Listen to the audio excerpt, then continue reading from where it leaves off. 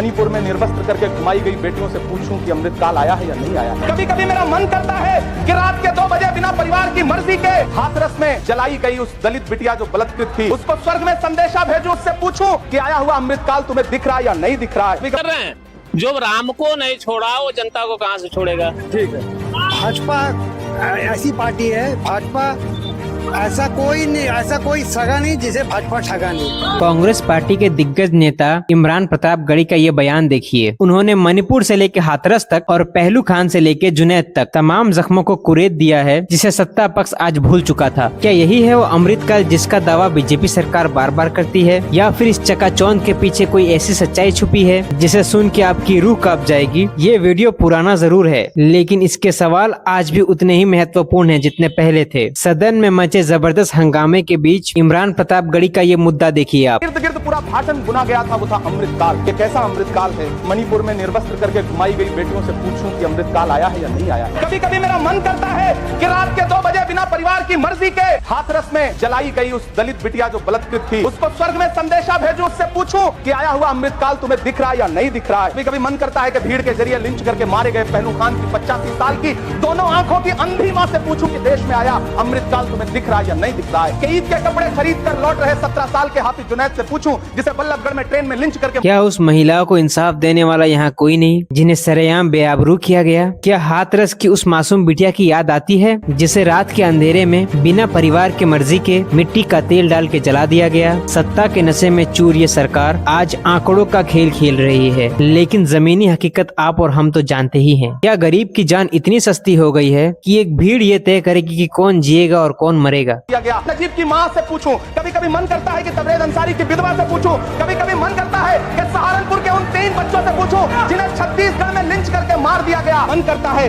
कि मैं अलीगढ़ के औरंगजेब उर्फ फरीद से पूछूं जिसे लिंच करके मार दिया गया और बाद में उसी मृतक के ऊपर डकैती का मुकदमा कायम किया गया। क्या ये वाकई कोई अमृतकाल है या गरीबों और मजलूमों की बिछाई हुई लाशों पर बिछाई गई सियासत है? आज सरकार से सवाल पूछना एक गुनाह बन चुका है, लेकिन हम पूछेंगे, क्योंकि जब रक्षक ही मौन हो जाए तब जनता को जागना पड़ता है और एकजुट होना पड़ता है इंसाफ और न्याय के लिए। बताइए, क्या आपको आसपास विकास दिखता है या सिर्फ एक नफरत की आग? अपनी राय कमेंट बॉक्स में जरूर लिखें, क्योंकि आपकी एक आवाज इस सोई हुई सरकार को जगा सकती है। सोशल मीडिया पे एक वीडियो तेजी से वायरल हो रहा है, जहां जनता का गुस्सा 7वें आसमान पे पहुंच चुका है। अयोध्या की सड़कों पर काकोरी दंगल की रिपोर्टर से बात करते हुए आम जनता किसी आम मुद्दे पर नहीं बल्कि राम मंदिर पे हुई चंदा चोरी पर सीधे सरकार से सवाल पूछती नजर आ रही है। जरा आप भी देखिए इस खास रिपोर्ट को, जहां जनता सरकार से सवाल पूछती नजर आ रही है। इनके प्रति जो भक्ति थी वो कम हो गई। अच्छा, और धीरे धीरे कम हो जाएगी। जो एक है राम को हम लाए हैं, ये राम को लाने वाले हैं। उंगली पकड़ के लाए तो देखा तो ये राम का उंगली पकड़ के ला सकते हैं? ये कितने साल के हैं? राम त्रेता युग में जन्म लिए थे ना, अवतार लिए थे। उस समय से इनका जन्म हुआ है कि उंगली पकड़ के राम जी का ऐसे लेके चलेंगे, चलिए हम आपको मंदिर में प्रसिद्ध। और कहीं न कहीं जो है बीजेपी सरकार रही और बीजेपी की ही सत्ता के खामियां भी है, क्योंकि इतनी टाइट सिक्योरिटी व्यवस्था के बाद 200 करोड़ रुपए कैश मंदिर से निकल के चले जा रहे हैं और एक मोबाइल आप मंदिर में लेके नहीं जा सकते हैं। आप बताइए, बिल्कुल सही कहा आपने। ये बताइए 200 करोड़ रुपए कैसे चलेगा भाई? यानी आपके कान में पहले से सूचना थी कि तब कैसे हो गया? कहीं ना कहीं इनके सारी न्यूज, सारी जानकारी इनके अंदर थी, क्योंकि चुनाव है ना, पैसे आएंगे कहाँ से? गधा चलेगा हनुमान जी का? एकदम चलेगा, जनता ये गधा चलाएगी। अच्छा, 2027 में इनको समझ में आ जाएगा कि सत्ता में मुझे कैसे आना है, कितनी मेहनत करनी है, कैसे मिन्नतें करनी है।